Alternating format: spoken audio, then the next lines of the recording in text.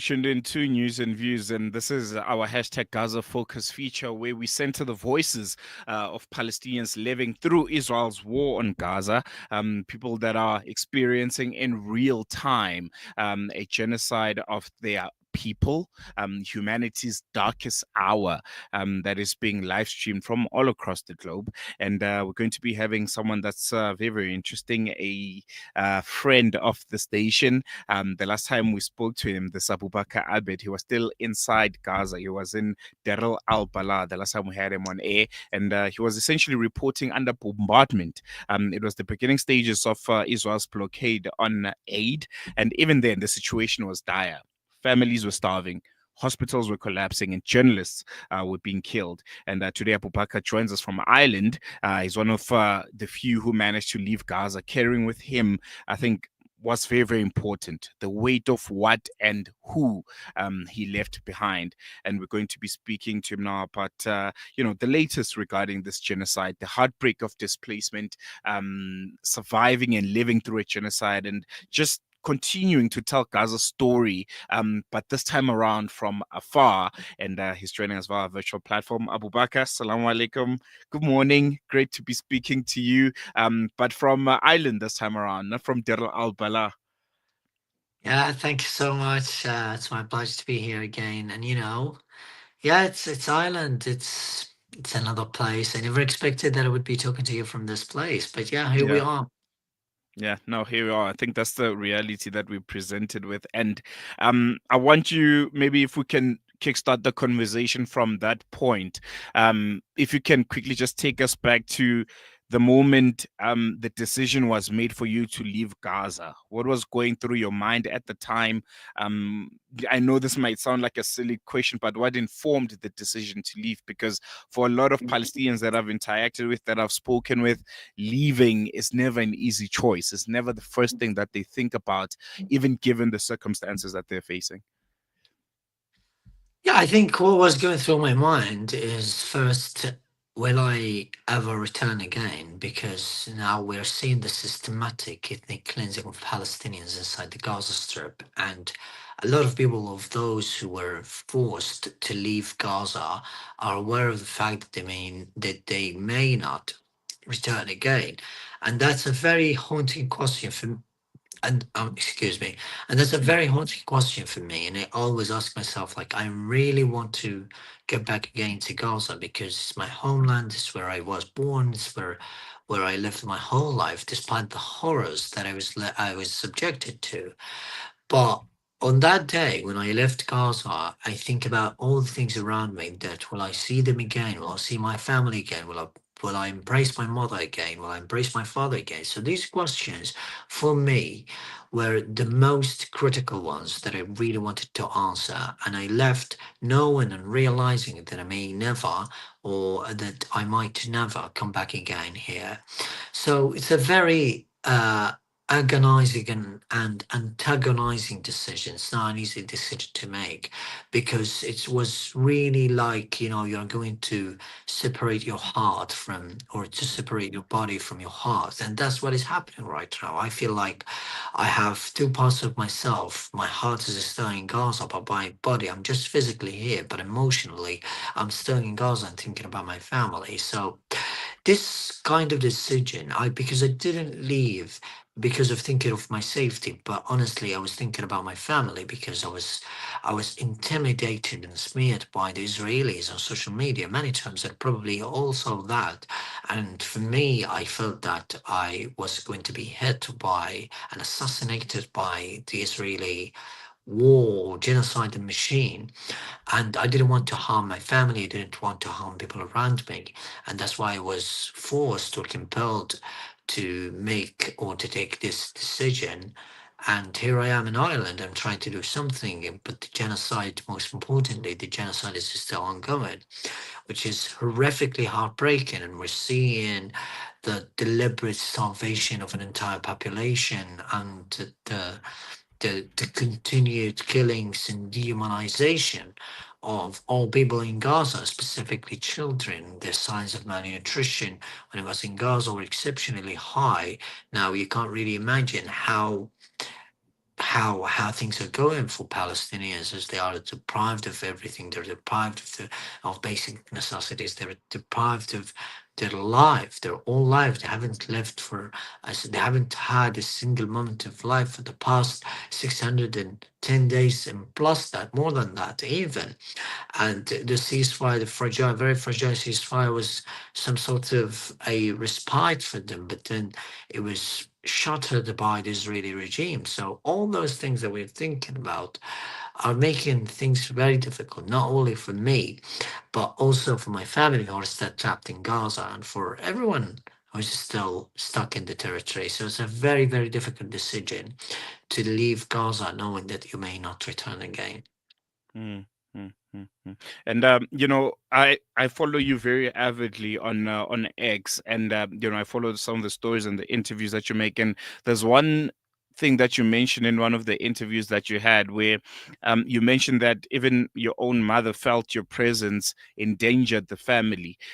How did that conversation eventually, add into shaping your decision to leave Gaza, and how did it even come about when you have that kind of conversation with your mother, and it comes off like that? She essentially says, Of "We course, feel like you need to go." yeah, of course. Like this is why this is of course why I left. This is the only reason why I left, because like I was hesitant about my decision, and I didn't really want to leave Gaza because I felt I had a duty to continue in Gaza. I Mm, have a religious and Islamic duty and a duty towards my homeland. And I desperately wanted to fight. I wanted to die for the sake of the liberation of Palestine and for the sake of helping my people. However, then when my mom approached me saying these words, I was left stunned, and I didn't have the words to reply because my mm, mother felt like I was a danger to them and I was a danger to the family, and she didn't want me to stay at all. So when my mother, this sort of conversation is very heartbreaking and very traumatizing, and I still can't really get past it or absorb it. But this is the reality, because my mother thinks further than what I think. She thinks about the safety of the family. She thinks about the safety of me as well. She wants me to be safe. She doesn't want to see me in pieces, or died, or what, or dying, or whatever.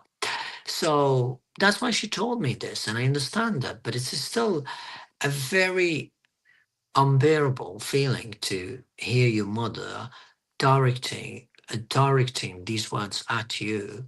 And that's a feeling no one can really understand, because I went through it and I know what it means when your mother tells you such words. So for me, on a personal level, I think I would be very, I'm happy that they are safe. I'm happy that I'm away from them mm, because of that. But other than that, I'm truly, truly heartbroken. But yes, this is why. This is the main reason why I needed to leave, because I didn't want to harm anyone of my family or the loved ones I had in Gaza. So it was obligatory to leave Gaza, and that was needed, and that's why I left. mm, mm. The conversation around trauma and survivor's guilt, I suppose, if I can put it that way, comes a lot, especially when I'm talking to Palestinians. You've said yourself also that you are a physical survivor, but not an emotional one. What are some of the images or experiences from Gaza that continue to haunt you from this day, and that you just can't escape from, despite being away from the place that you called home for a very, very long time, your whole life essentially? Well, there are countless images, given the fact that I was a reporter, because I trekked all around Gaza and reported from every single part of the strip.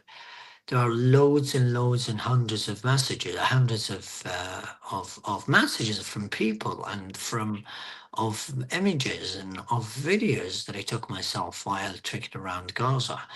Because houses are destroyed, neighborhoods are wiped out, families are wiped out.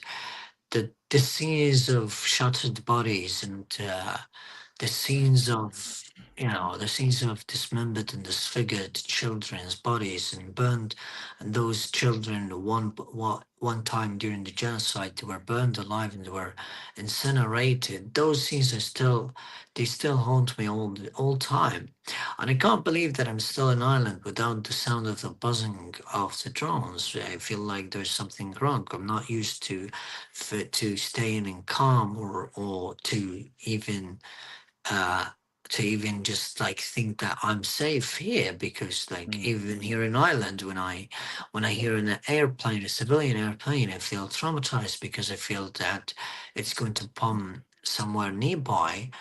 And for me, I still have those images in my mind, particularly during the night hours, that there will be a bombing nearby, because that's what I lived through it in Gaza. So this kind of things and the feeling of guilt and the feeling of remorse is unprecedented and something that I never imagined to have. Although I'm relatively safe here, but mm. it is still a huge trauma that I can't really describe in words. Mm, And I don't think I can even start imagining, just being in a different space and things that are supposed to be normal, like the silence of not having drones hover above your head, feeling abnormal to you. Um, I want to touch on, something that has to do with this blockade, this starvation by design that you have coined.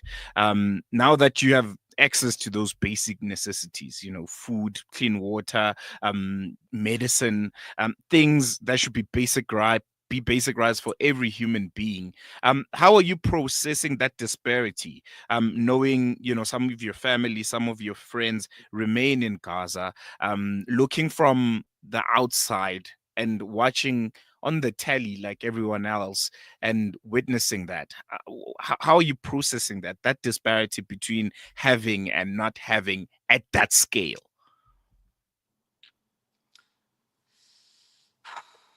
I really find no joy in having food and having whatever I have, because my body has been fragile and fatigued for the past 560 days.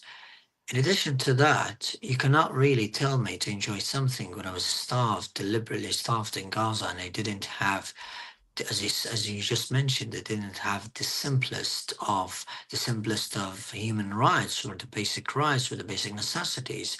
So it was for me very unendurable and intolerable, because coming here in Ireland and seeing this kind of luxury and this, met all of this like these basic necessities that are flooding the markets.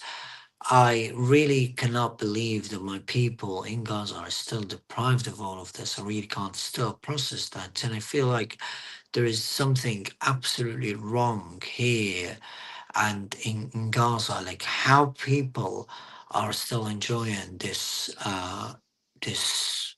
abundance of food and abundance of everything, when there is a whole population who cannot find a single piece of bread. It's illogical, it's irrational, it's unacceptable. It must be unacceptable, but the world has allowed this. So for me, I Mm, cannot find the joy. And as you just mentioned, that I sometimes feel very guilty that I have clean water, that I have access to these basic rights, while my own family, my brothers, my sisters, my parents do not have access to those very simplest human rights, or basic or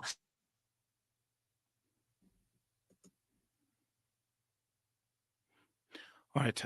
Looks like we have lost Abubaker there for a moment. I think we're going to take a quick break. We'll try and get him back because I think it's very, very important points that he's mentioning. But when we return, we'll continue that very, very important conversation with Abubakar Abed. Stay tuned. Boundaries, joining hands. Salam Media.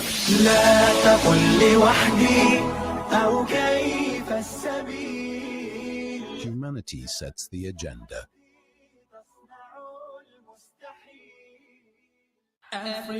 For too many communities across Africa and the world, access to clean water remains a dream.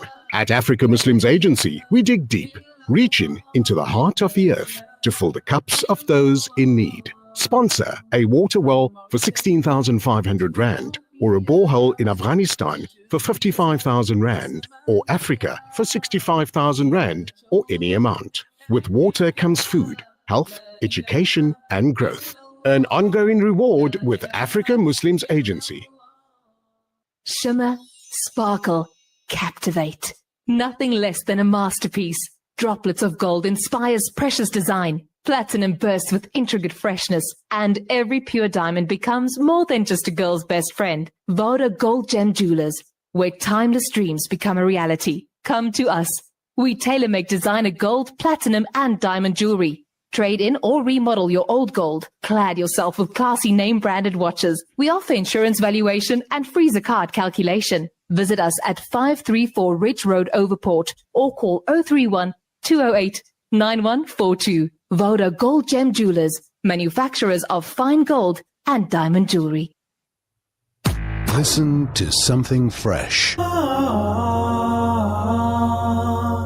Listen to Salam Media. When you give water, you're reaching out to drought-affected areas, bringing them to life. Fresh water to drink, to clean, and to grow. That's the power of water. Donate now to Islamic Relief. Searching for elite local and international investment and advisory services from an award-winning firm? Look no further than the Belmont Mayer Group, your gateway to unparalleled investment and wealth management. At Belmont Mayer, we believe in the art of wealth creation, a meticulous process fueled by our unwavering commitment to excellence. With a focus on providing elite alternative investments and quality advice, we also pride ourselves on maximizing value for our esteemed investors, as seen through our consistent outperformance. Your financial success is our top priority. Join us at Belmont Mayer and experience the difference firsthand. Ready to embark on a journey of greatness? Contact us today. Reach out to the Belmont Mayer Group on 078 786 1698. Call or WhatsApp or email us at info@belmontmayer.com. Elevate your financial future with Belmont Mayer, where every detail matters.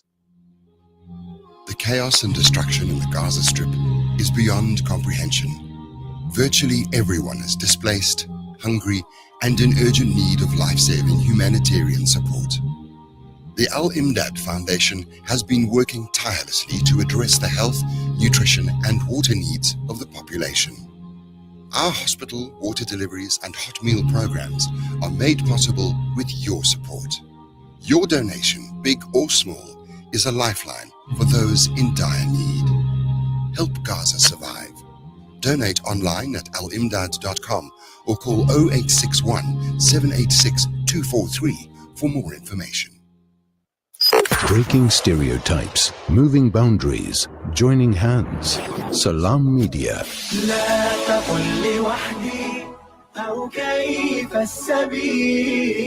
Humanity sets the agenda.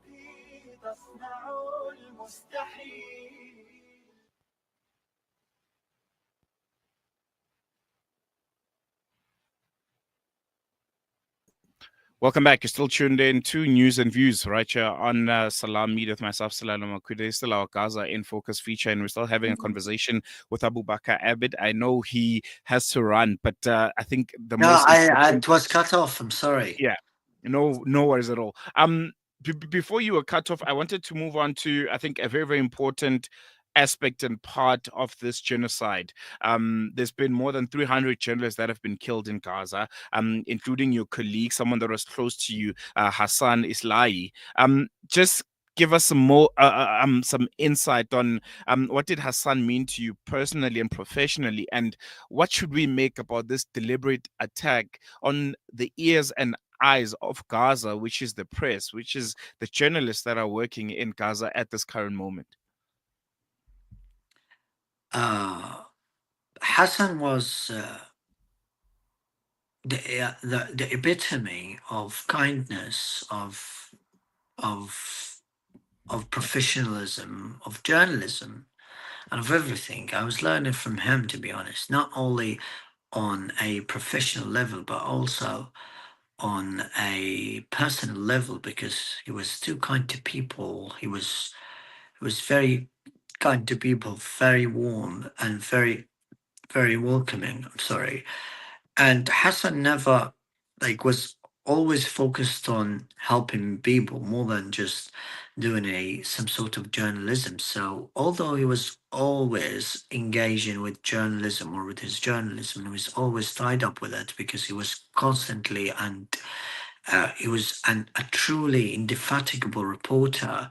But Hassan was also keen to help as many people as he can. So he was publishing the plays all the time. He was helping them with his own money. He was helping people and families who are poor and who don't have a single piece of bread in Gaza.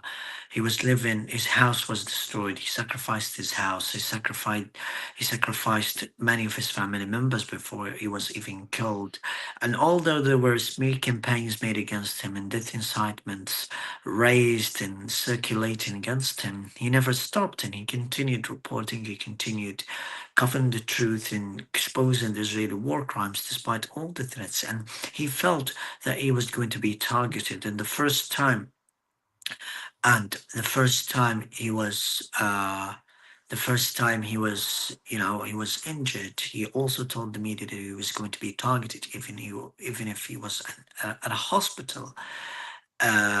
So you can say, for me, Hassan, I remember he never, despite the horrors and the terror that is inflicted upon the people of Gaza, he still has a lot of, lots of kindness. He still has a job to and a duty to do all the time. He still had everything to be hopeful about. He always had a smile on his face, and he never said no to anyone. He was never unhappy despite all the horrifying circumstances under which people were living, and despite the fact that he was living in a simple tent. He was not living in an apartment, although he could live in an apartment, but he was more keen to help people rather than just stay or live high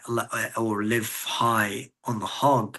So he was absolutely, as I told you, the essence of kindness, the essence of professionalism. He taught journalism to, he taught loads of students and loads of journalists who are now reporting the Gaza genocide journalism. He directed them on the way, and he directed them on the way, and he always supported the journalism. He was very humble, very courageous. I mean, no matter how long I will talk about Hassan Slayer, he's just an incredible, incredible human being. And regarding the other part of your question, it's very significant to know that there are more than 250 journalists, sorry, there are more than 220 journalists killed in Gaza right now. And the world has allowed this. The peers of us who are in the Western world have allowed this as well, because they've been silent and they've been giving consent for the Israeli military to continue and speed up its genocide in Gaza. So as long as the world and the international community and the international media organizations all across the globe stay silent on the deliberate murders of journalists in Gaza, then this will happen again and again and again. And I could have been one of them at any point, and I'm very lucky and I'm very fortunate to have survived, to be honest. So I can tell you, these attacks on journalists and these assassinations just indicate the level of terrorism Israel has been inflicting upon people, because the Gazans and people who live in Gaza have been afflicted with every sort of pain. They have been afflicted with grief and horror every single day. And for those journalists, they're not journalists only, they are fathers. Hassan Slayak was a father. He has a wife, he has children. Those now children are orphaned. This wife now is a widow because of Israel, because of what Israel has done. And this is the same for other journalists. They are brothers, they are wives, they are daughters, they are sons. But people think that journalists are just journalists. No, I wasn't only a journalist. I was a son. I was looking for water. I was looking for food. And that's what I did. That's what I was doing in Gaza. So we bear huge responsibility besides our journalism. And this kind of journalism that we're doing under threats. We're doing this journalism under constant threats in the most unimaginable and the most terrible circumstances anyone can imagine, because we work in makeshift tinted workplaces. We work with no electricity, with no communications. We're working while being starved, fatigued, and incredibly tired and exhausted and worn out. So you can just imagine that this attack must stop, that people have to globalize, people have to escalate, and there must be protection from international media organizations for the Palestinian journalists, because they have been targeted systematically and purposefully over the course of the genocide. So it's a huge loss, and probably the hugest loss. Every loss that we had among the journalists and among the people in Gaza is the hugest loss. But Hassan was just something special for the population, because he always helped them, and everyone is still, or can't still believe that Hassan was gone, was murdered by Israel. But this is what Israel is doing. It is going to attack people inside hospitals, outside hospitals, everywhere, because everywhere in Gaza is not safe, and everyone in Gaza is not safe.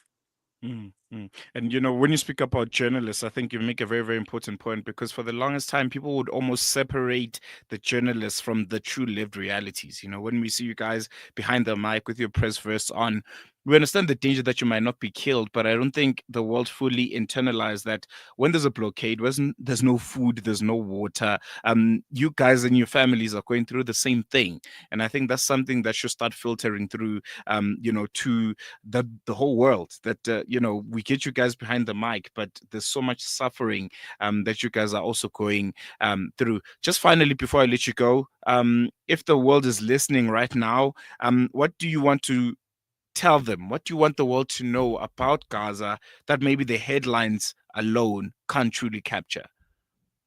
I think there are many stories, because as journalists we cannot really cover every story, but there are many heartbreaking stories that haven't been told. People have to understand, have to capture our pain behind the news, the headlines, behind the news, because the news will just tell you how many were killed, how many houses were destroyed, the death toll, and the starvation levels. But what does it mean to be starved in Gaza? This is what people have to understand. Imagine that when you are in South Africa, for example, or elsewhere across the globe, when you don't have, for example, deprive yourself of every kind of food, tell yourself that today I'm not going to have anything, I'm just going to fast and have one single piece of bread, then you will feel our pain. So I just want people to feel our pain and to understand what it means to be in Gaza under the bombings, and that at any time you could be killed, at any time you could really die because of the starvation, at any time you could lose, you could be the grieving, you could be the griever, you could be the mourner. So those feelings are truly unbearable. So I want people to know, the world to know, that after allowing this genocide to continue for more than 610 days, that it is their moral duty to stop it and to globalize, to stop it and to attack their governments and attack the governments in terms of fueling the genocide in Gaza, because it's absolutely enough. People cannot bear it anymore. The situation has now gone up to unprecedented levels of suffering and trauma, and people are starting to lose their minds. So this is one of the things that we need to understand. So just for people who are listening to me right now, you must feel our pain, because our pain is not that simple. It's not simple. It's not just about being killed or being starved, but it's beyond the news. There are simple intricacies of what it means to be in Gaza, what it means to be starved, what it means to be killed, what it means to grieve loss, what it means to be a mourner, what it means and what it means. So these questions is just ask yourself these questions to understand more about the context of what it means to pay unimaginable prices, unreasonable prices and exorbitant prices just to get one onion. One onion in Gaza right now costs around $30. One 1 kilo of meat costs around $100. So these questions of people, like my message to the international community and to people listening to us and to the world, is very simple. Feel our pain because we're simply human beings, and our pain is not simple. Mm, mm, mm. And when you talk about your pain, one would expect that the people that are supposed to feel it a little bit more than the rest of the world is Arab countries, Saudi Arabia, Qatar.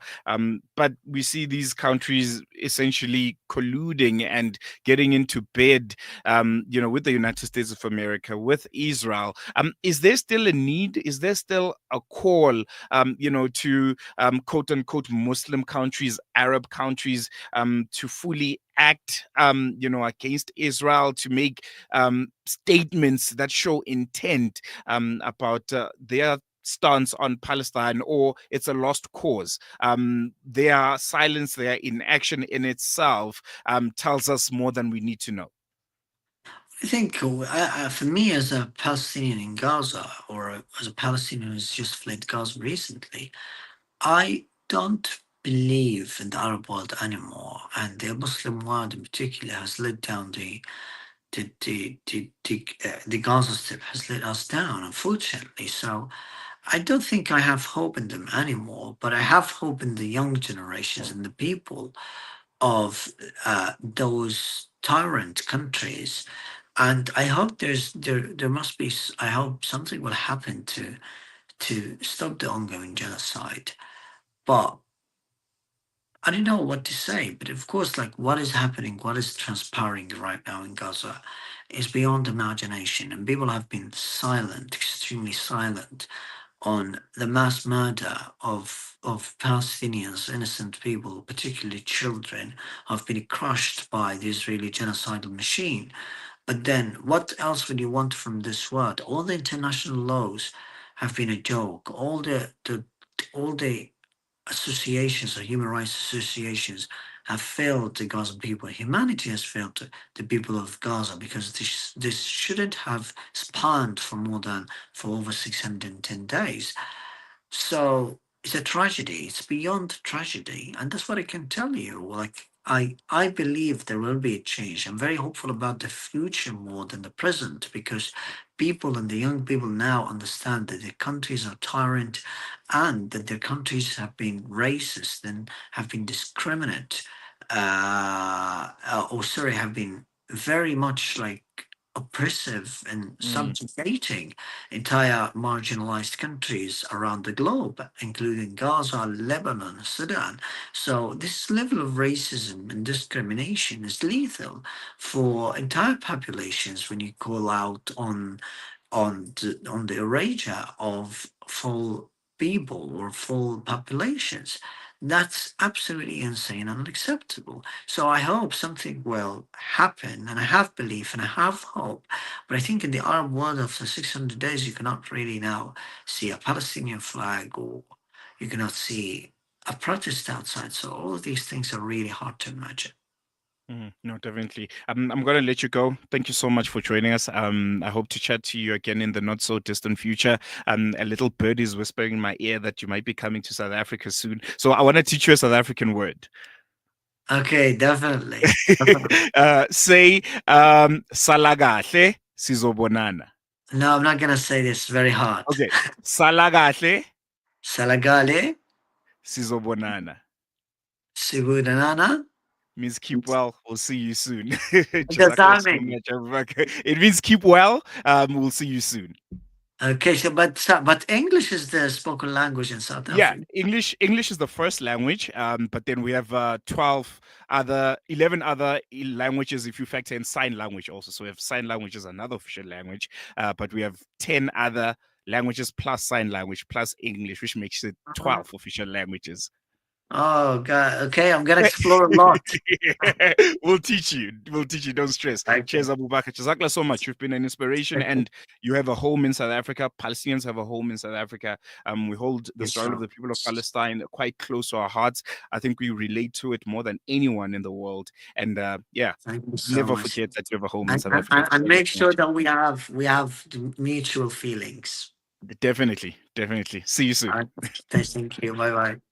There you go. That was, I think, an amazing, amazing young man, Abubaker Abed, young journalist who just left Gaza, few months ago.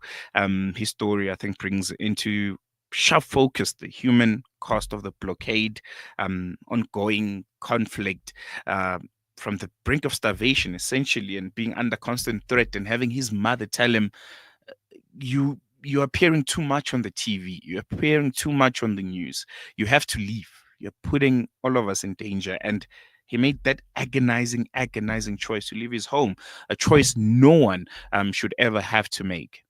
So yeah, as Abubaker continues to speak from afar, we remain committed to sharing these very, very vital stories here on Salam Media, because behind every headline, there are real lives and real resilience. There's people like Abubaker, who sometimes I feel like, because they are journalists, we tend to forget that whatever they're reporting on, the numbers that you're seeing, they might be on the ground in Gaza, but they are affected by it themselves.